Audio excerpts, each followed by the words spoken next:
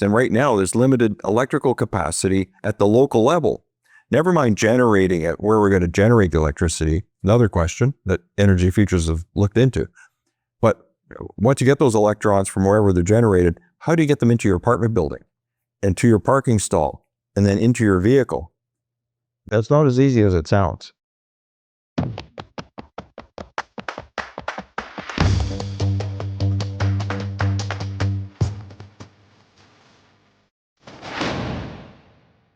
Hi, I'm Stewart Muir. This is the Power Struggle podcast. We look at all things energy here. And I am back with a new season. Really excited. We got this great new set. We've got some plans that are going to reach many more people with the cool conversations we're having on the topic of energy, how people get it, how we use it, what we're going to do in the future. And my guest today is Barry Penner. He's the chair of the Energy Futures Institute, and he's got a new study he's going to tell us about on the topic of electric vehicles and some issues around them in the province of British Columbia, Canada. Barry, it's great to see you. Good to be here. So Barry, you've been out at the car dealer in Coquitlam today. What's the deal? Well, got a chance to visit Destination Toyota. And yes, took a look at what they have on their lot and what they don't have on their lot. Right. And what they don't have a lot of are the most popular vehicles, which include the Toyota RAV4, including the hybrid version. There's a long waiting list to get one. So they don't have either the regular gasoline one or the hybrid one? All I saw was they searched the Lower Mainland and they were able to produce two because we're doing a bit of a media event today, using that as a backdrop to talk about the latest public opinion poll that Energy Futures commissioned. We turned to Ipsos, world-known. Ipsos, the pollsters. Yes, they're world-known. I think they're headquartered in France, but they're active in Canada and here in British Columbia. Right. So last year we commissioned them to do a survey of attitudes in British Columbia towards various energy policy options. And we thought it was time to go back in the field and do an update. And what we found is that support for the electric vehicle mandates, and British Columbia happens to have the most aggressive ones in North America, has dropped. There's a continuing downward trend. There was already a majority opposition to them last year. That opposition has grown, and the intensity of those who are opposed has also grown. So we're now seeing that in terms of those who strongly oppose electric vehicle mandates, is the number of those people is 3.5 times greater than those who strongly support them. And yet they're still in place, and they're starting to cause real impact to the marketplace and for consumers' choice. Now you say the electric vehicle mandates, that is to say the regulations powered by law that compel motorists or people who are buying motor vehicles to do certain things. I just want to get an idea of what that is. Also, you said that is the most strict in all of North America.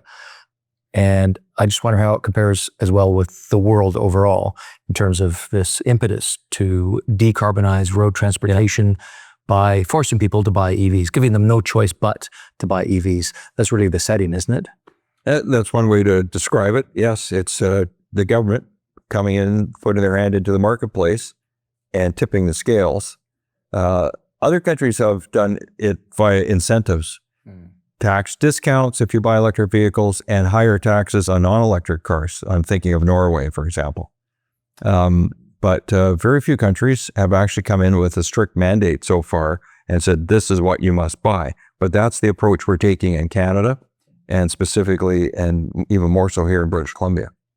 And just in a nutshell, what are the mandates? What are the years they kick in?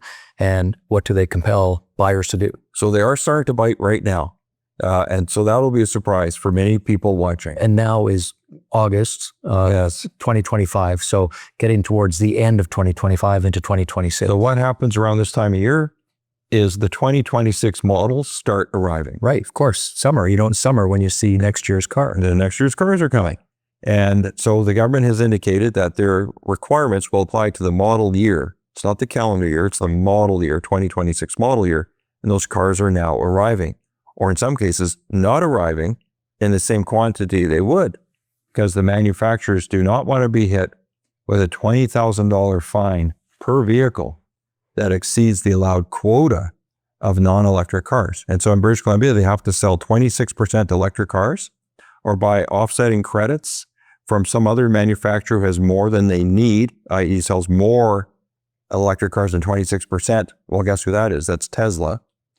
So one way to comply is to purchase credits from Tesla if you're Ford or Chrysler or Honda or GM, or you pay the $20,000 penalty per car to the BC government, or you just withhold the non-electric cars from the market so that the overall balance of vehicles you're selling enough of the electrics to hit the 26% requirement.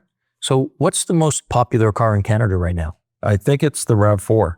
The RAV4, the electric version or hybrid version? They make, up until the end of this year, they will be making a gas-only version and a hybrid version in Cambridge, Ontario. Right. Starting 2026, it'll only come as a hybrid. Okay, so there's no electric. Not an all-electric RAV4. It's not available in the marketplace.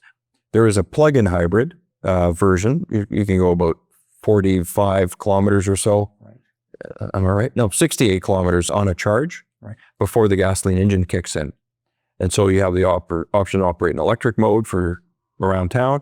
Longer distances, the gasoline engine will kick in. So you don't have to worry about charging. That car is made in Japan only. Right.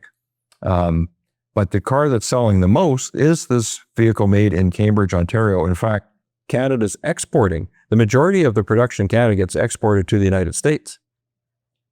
So the number one selling passenger vehicle in the United States is the RAV4.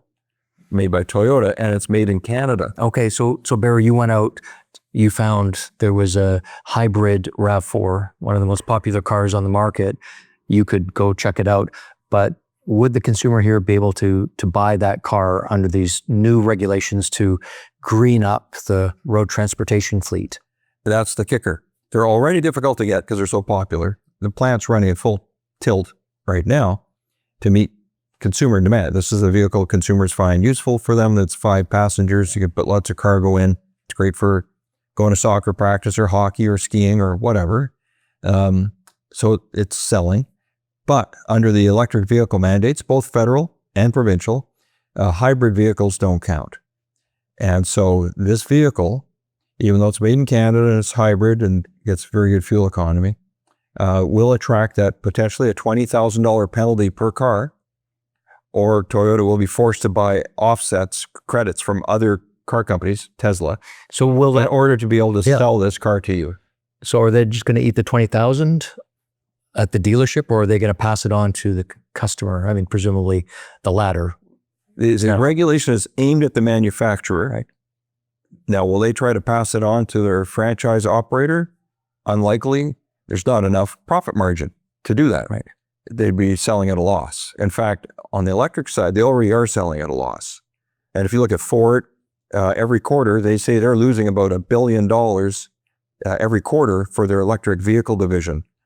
They're selling your EVs currently at a loss. So now to tell them that you're going to have to now sell your gasoline cars at a loss by paying a $20,000 fine, they can't afford to do that. So what I'm hearing is manufacturers will just withhold new product from BC. We won't get as much as we would have because you're going to try and tip the scale so they're only selling 74% non-electric and 26% electric. So are these lots just going to be empty of cars because they can't get anything? I'm wondering if we might be going back to what it was like during COVID. Remember, there's the major supply chain disruptions and car lots got depleted very quickly. Right. And what happened is people then were forced to turn back to the used car market. And we saw prices get driven up in the used car market.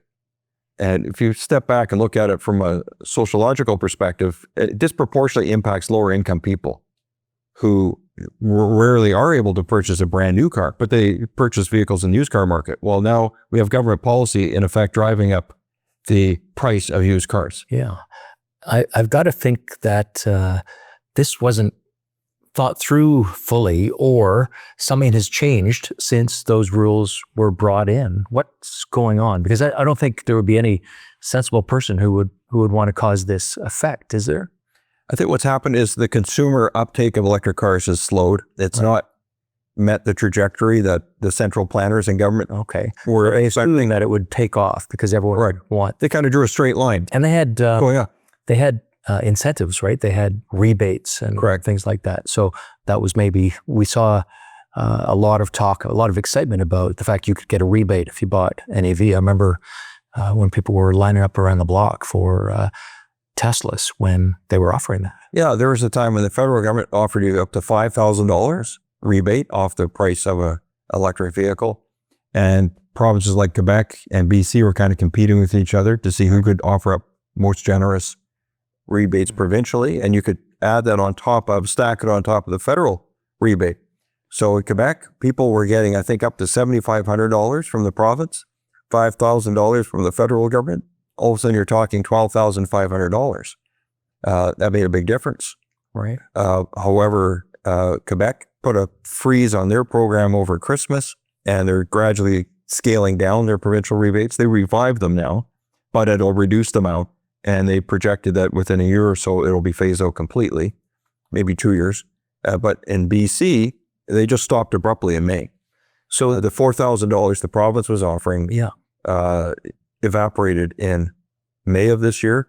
And the federal $5,000 rebate ran out of money middle of January with only about 2 days notice, leaving some dealers in an awkward position where on the Friday they talked to their customers and said, come in Monday to complete the purchase of your new vehicle and you'll get this $5,000 off, only to have to tell them on the Monday, I need another $5,000 from you. Yeah. Because the federal rebate just dried up and has not yet been refunded. Okay, so Barry, how come everyone's not driving an EV?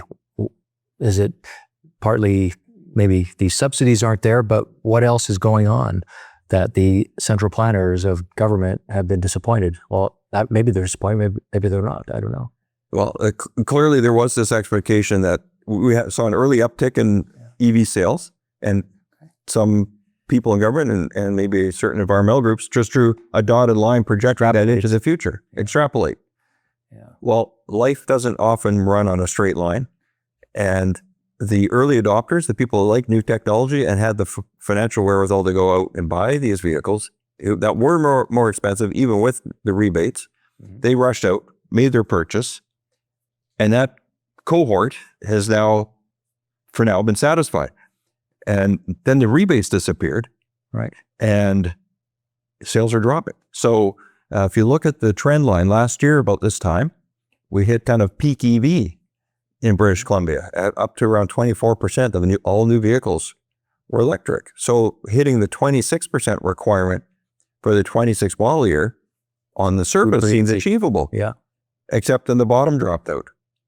And now the latest numbers, I looked last week, Statistics Canada, for British Columbia, the percentage of EV sales dropped to 13.2%. So about half of what the requirement is for the 26 model year. We've dropped to half of what it's supposed to be. And, the trend line is not good. It's dropping, not rising. So it went from 1 in every 4 cars sold was an EV to 1 in every 7, but overnight. And you're saying it's because of the disappearance of the rebates, but there must be more going on. I mean, at Energy Futures, you've been publishing some studies, you've been leaning in on this. You've got some other findings too, don't you? We do, and this is new news. Okay. So we commissioned Ipsos to do a survey. They were out for us last year, and they did an update this year. And what are the barriers to people purchasing an electric vehicle? What's holding you back? If you're, that's the question. Number one is cost.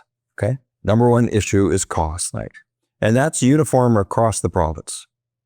But then it gets more interesting. Okay, the number 2 reason is difficulty with public charging. Where am I going to charge this vehicle?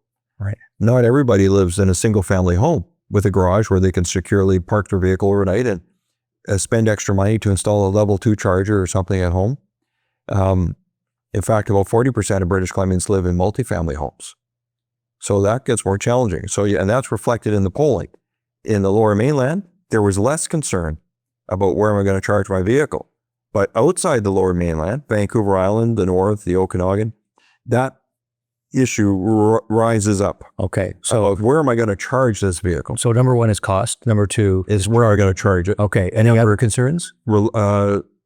Endurance or range anxiety. Range anxiety, yeah. And guess what? Range anxiety is higher outside of the Lower Mainland. Well, that's not rocket science. It's what you would expect. Yeah. But we now have the numbers to confirm it. It's no longer an educated guess. Right. We now have empirical data showing that it is a real concern for people. It's not just speculative. This is what people are expressing. Now, there's a lot of advertising out there telling people, hey, get an EV, it's cleaner, you just plug it in, you don't have to pay for gasoline, it's maintenance free, pretty much. I hear that line a lot. Is that not sufficiently enticing to the public to just want to buy electric cars? Some might be wondering, what's wrong with the public? Why are they not doing this? Well, I'll make this clear at the outset. I love the technology. It is funny you drive. I drive a plug-in hybrid. Plug-in hybrid. So I have a bit of both going on. I can go, 65, 70 kilometers on a charge. Right. And so for my day-to-day, that's often sufficient. And so you can go down to get some groceries and come home without any use of correct the gasoline. Take the kids to school or swimming lessons or whatever, and we're fine. Longer distance, well, once the battery's depleted, then the gasoline engine kicks in. But teach their own. So it's not for everyone. So there must be, that's maybe not the EV planner's dream for everyone, but, it's kind of okay. Do you get any credit for that? Under the system, a plug-in hybrid will get some credit for a certain period of time. Okay. If it has a certain amount of range, which I believe is going up to 80 kilometers required.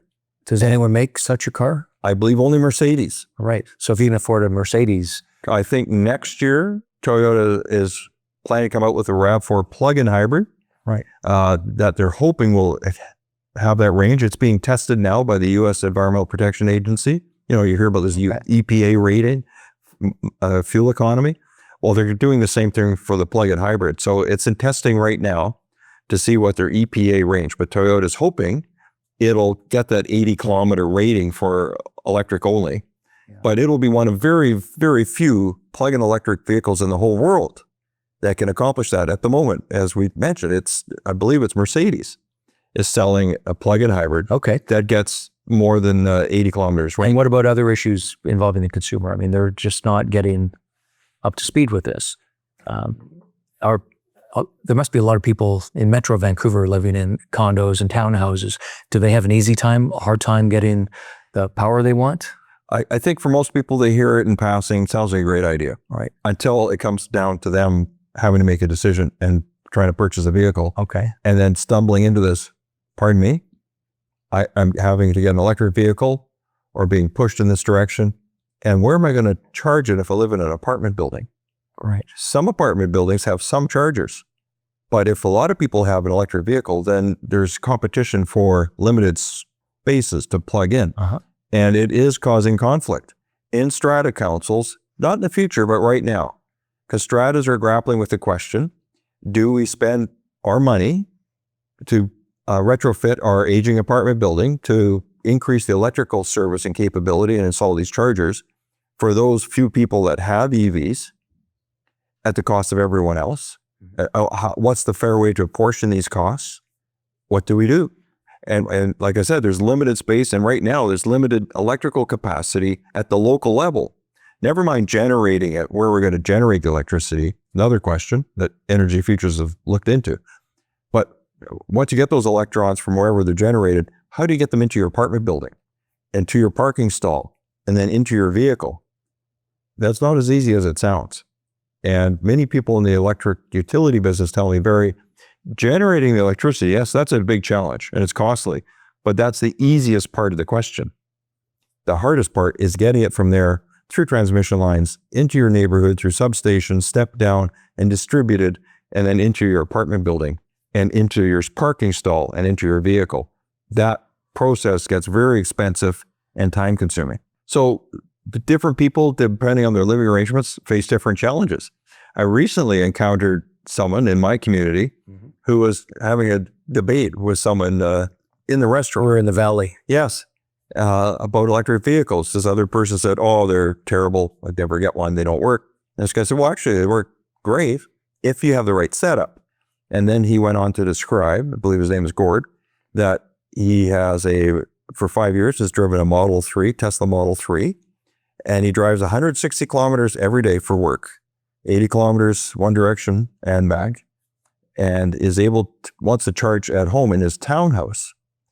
And in order to do that, he had to upgrade his electrical service to get enough electrons overnight so the car is ready to do another 160 kilometers return.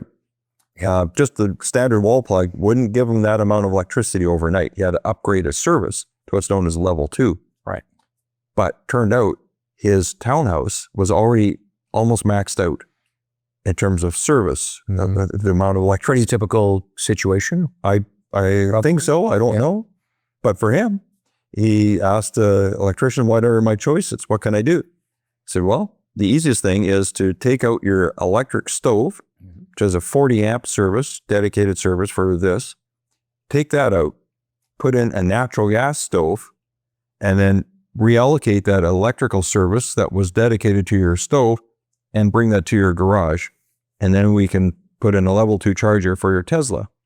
And that's what he did. And he was fortunate in the sense that his townhouse was already piped with natural gas. Right. Now, if he was in Vancouver, would he be able to do that? Haven't they banned natural gas? For new construction, yes. Effectively, you won't be finding townhouses anymore or anything else being built with natural gas service because of recent changes in municipal rules called the Zero Carbon Step Code.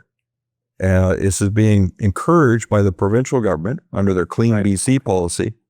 But a number of municipalities have jumped the gun before it's mandatory. And places like Vancouver, Richmond, Burnaby, recently Maple Ridge, Victoria, Saanich, Nanaimo, and Whistler, and I think some others, have said, okay, well, we're just going to do this. Right. Well, it sounds like Gord is a pretty good example for kind of practical solutions where you're able to exercise that option. But you're right. It's an unexpected solution, though. And it depends on having that option. But what we're finding with the policy is it's taking away choice or options by saying in the future you won't have natural gas service. Right. So how will you free up your electrical supply? In Gord's case, you wouldn't have the natural gas to use for his cooking.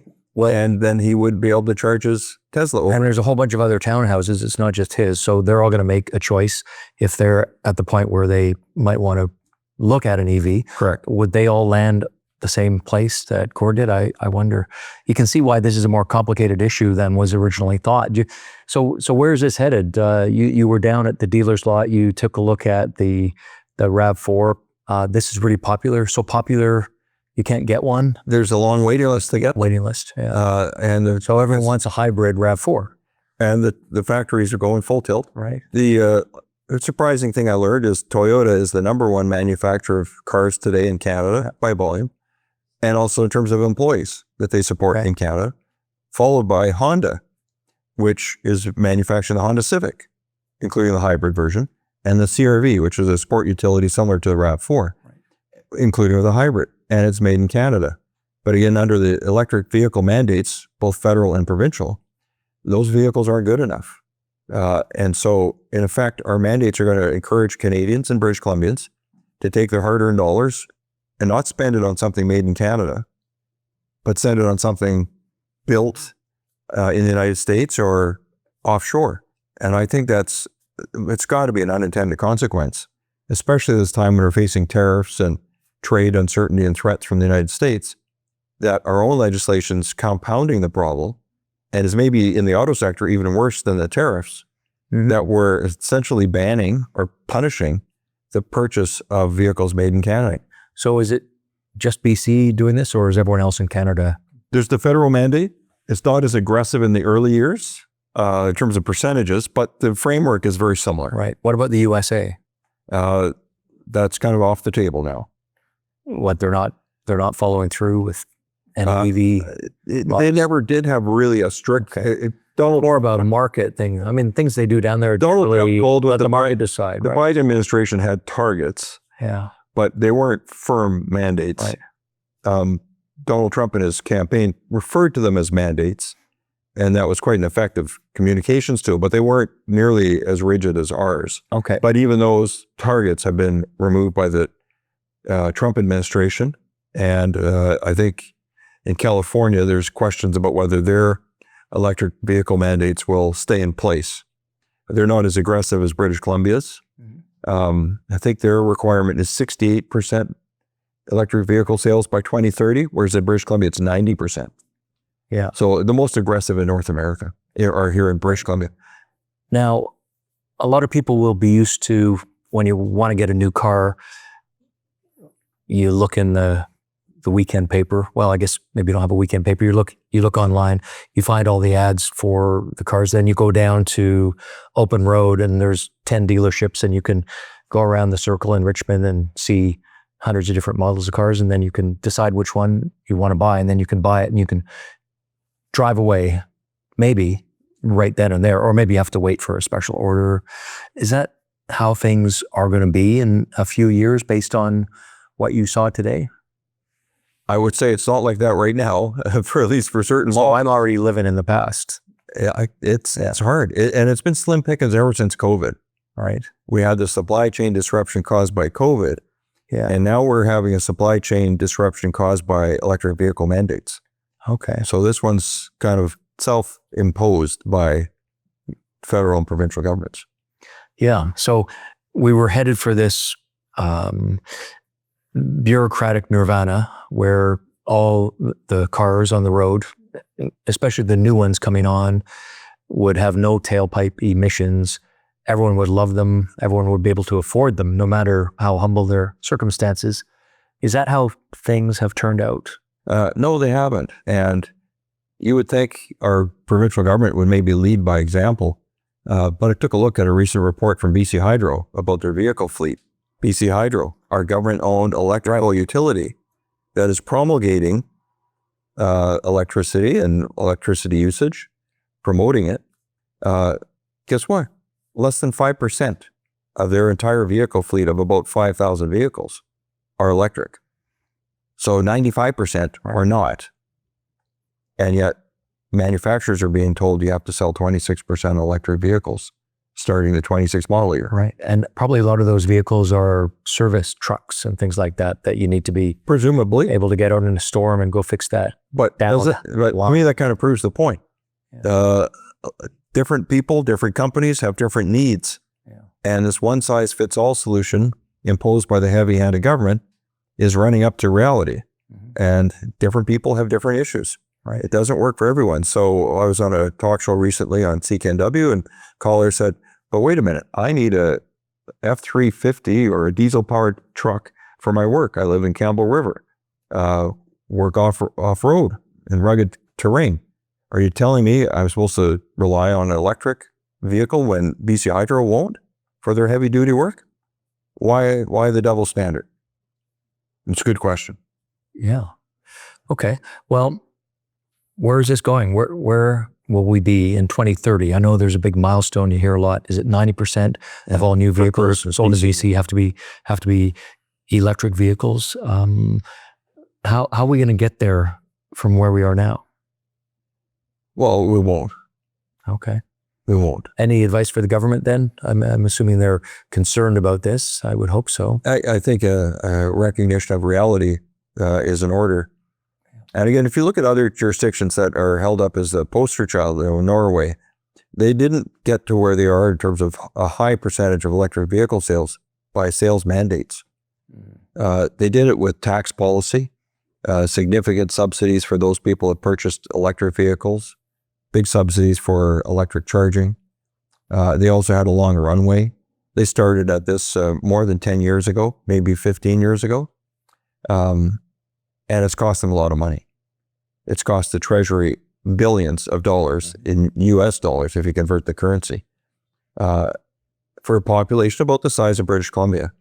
Right. And the question is, given our provincial government's balance sheet and the credit downgrades that we've had recently, with more to come probably, given the increasing deficits and more borrowing, do we have the fiscal firepower to replicate what Norway did over a lengthy period of time and then compress that into a couple of years? Yeah. I think we know what the answer is. I'm just wondering if there's a deeper theme here, Barry. It sounds like we've got this appetite to go as quickly as possible to a perfect outcome where we aspire to do the right thing. We want to lower emissions, and we got to get there as quickly as possible. So let's make sure that we've got some rules that get us there really fast.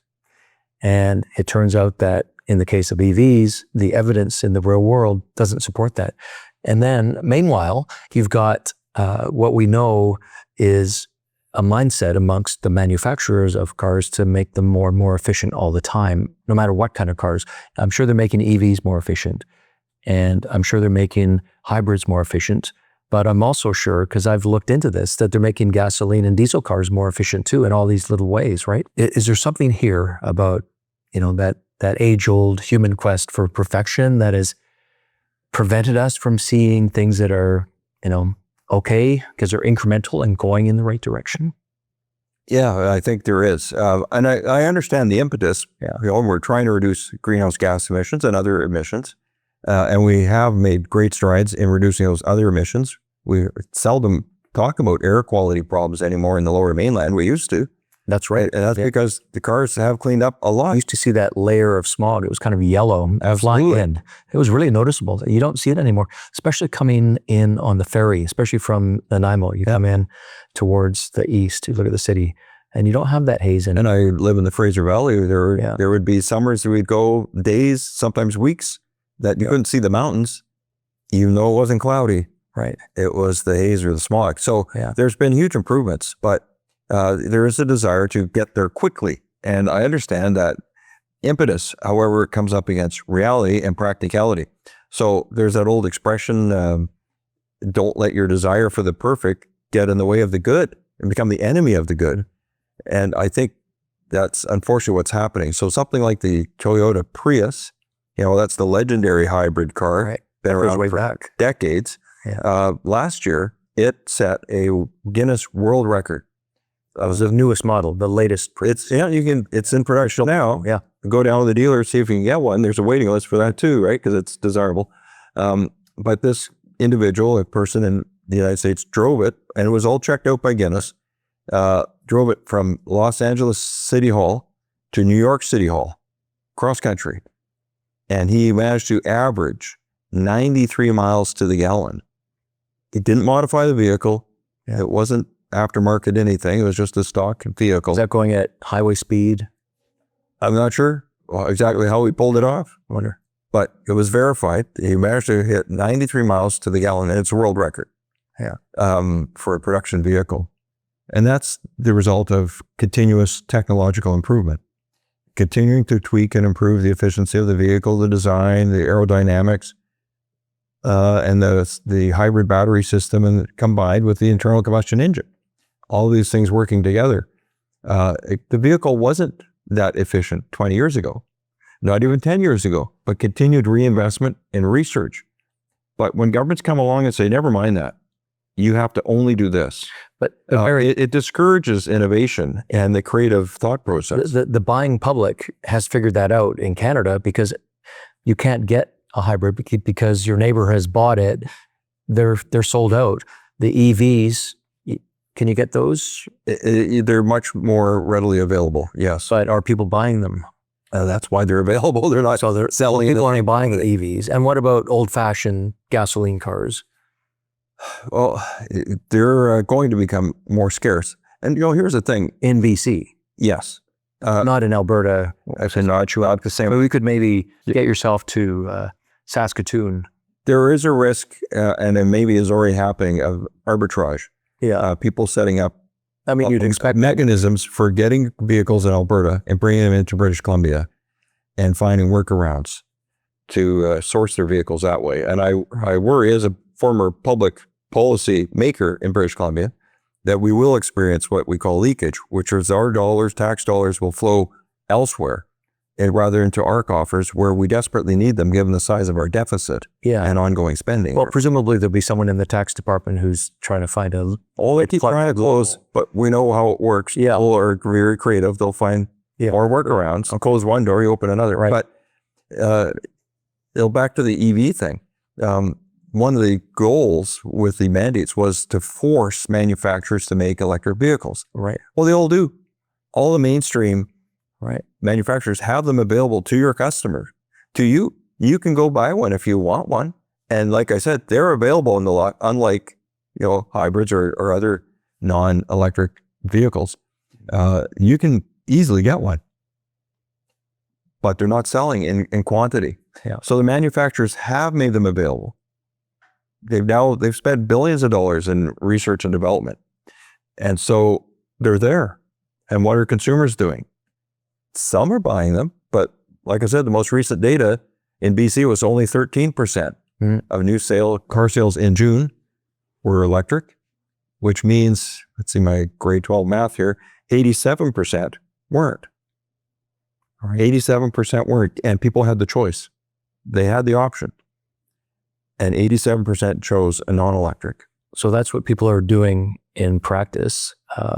You got to be wondering at this point, how does it end? Is BC going to be this sort of experiment that continues on this trajectory, or is there some pivot? What do you think? What do you predict, Barry? Well, the province of Quebec maybe has shown us the path forward to some extent. About a month ago, they announced that they are going to modify their EV mandates that were almost as aggressive as BC's, British Columbia's, to start giving partial credit for regular hybrid vehicles. Right. So you get a half credit towards your whole percentage required. But the government also said, this isn't the end of our changes. More it's coming, but we want the federal government to signal what they're doing. Right. And they explicitly called on the federal government to recognize economic reality. Their phrase, not mine, the province of Quebec called on the federal government to recognize economic reality and modify the federal EV mandates. And the Quebec government's waiting to see what the feds do. My sources tell me the province of BC is in a similar position. They're waiting for the federal government to make the first move before they act. But Quebec didn't wait. They went and made partial changes, like I said, a month ago to allow some credit for regular hybrids. Okay. And I think they also lowered their targets. All right. So you've done the polling, you've analyzed the polling, you've gone out and been talking to people like Gord in the pub with his old stove he got rid of, so he could get a gas stove, so he could plug in his EV. That's a pretty funny story, Barry. Now, you used to be in politics. What happens when you get a poll in politics? I mean, what you look at the information. What's the deal? Polling information to politicians is like catnip to cats. Right. The politicians usually are extremely interested in what the public's thinking because their job literally depends on it. So I'm hoping that we are at Energy Futures helping show a path forward to the government. The public, 76% of them think that regular hybrids should count. Right. And a majority, 56%, say just get rid of the mandates altogether. And of those that strongly support that notion, it's pretty intense. 3.5 times more people support that statement than support the statement of keeping them. Okay, so just one last thing. I mean, I think a lot of people want to see a win-win here. They want to see a win for the environment. They want to see a win for whatever it is public is preferring, right? And the economy, by investing in Canada. So what's the way to the win-win? I think pouring a little